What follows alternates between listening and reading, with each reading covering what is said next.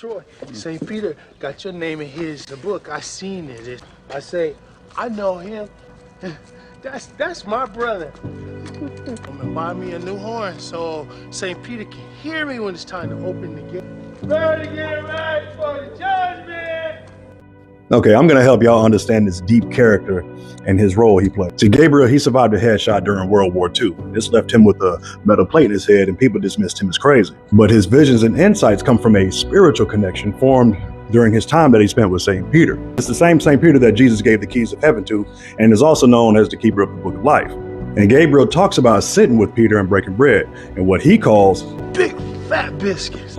Now, bread in this sense represents spiritual nourishment. And this also mirrors the idea in Matthew 4:4, man shall not live by bread alone, but by every word that proceeds out of God's mouth. And this ties Gabriel's experiences and reinforces his spiritual depth. When he tells Troy, he let me see your name. He got it in there under M. It's a moment of reassurance for Troy's fate. But where it gets deep, he also said, got Rose's name. I ain't seen it like I seen yours, but I know it's in there. This moment here foreshadows the eventual separation between Troy and Rose and his adultery that broke the covenant. I'm gonna be your daddy. Then Gabriel starts hearing hellhound. Hear that? That's the hellhound. I gotta chase them out of here. Ah, get out of here! In mythology, hellhounds are guardians of the underworld and hunters of lost souls. And that's coming after Troy. But Gabriel fights him off because he's preparing Troy for a spiritual reckoning. Ready to get ready for the judgment! And that's not a warning to the world, that's a warning to Troy of what's coming. Gabriel shows up at Troy's house. Oh, I've been chasing hellhounds and waiting for the time to tell St. Peter to open the gate. Waiting on the battle of Armageddon, huh? Oh, it ain't gonna be too much of a battle when God get to waving that judgment sword. Whew. See, because he already seen how it all ends. So Rose, she offers Gabriel a plate. You want me to fix you a plate? I'll just take a sandwich, Rose. I don't want no plate. Want to eat with my hands. I'll take a sandwich. What about? See, back to bread. However, this small moment has a strong spiritual connection. See, Gabriel prefers to eat with his hands, which reflects the concept to see, S-E-E, sacred energy exchange. In some spiritual practices, the hands are seen as an extension of the body's energy field, and eating with your hands creates a connection between you and the food, allowing your energy to merge with what nourishes you.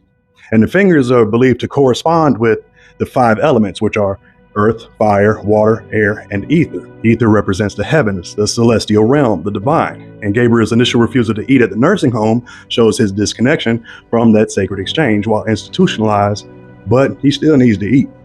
And when Troy confesses his infidelity to Rose, Gabriel pops up, not by coincidence. He already knew this was coming. He came there to be close and to pray. And later, we see a collection of trumpets and parts. And this is a symbolic representation of Gabriel's efforts to prepare to open the gates of heaven. And each trumpet symbolizes a different attempt or hope. But Gabriel's enduring faith and perseverance is all that he needed. And when Gabriel is institutionalized, he can no longer ward off the hellhounds. The camera zooms in on the trumpet, and this is symbolizing Gabe's final step is approaching.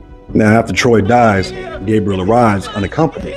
He touches the foreheads of Troy's children, blessing them before blowing his trumpet. And the first attempt fails. Then he raises his arm, saying, Troy. Troy! Troy! But he's not calling out to him, he's signaling to the heavens who it's for. And here we see the fence closing on the left side of the screen, symbolizing the end of Troy's earthly struggles. There in spirit to secure the family before the gates of heaven open. And this time the trumpet miraculously sounds. The clouds part and an angelic silhouette pops up with the sun centered. And everyone stands in awe while Gabriel, unsurprised but complete, smiles and says, That's the way that goes. Then he runs off fulfilled. See, Gabriel was a spiritual warrior fighting for Troy's soul and a reminder that there's a greater plan at work. And thank you for your amazing talent and skill, Mr. Michael T. Williams.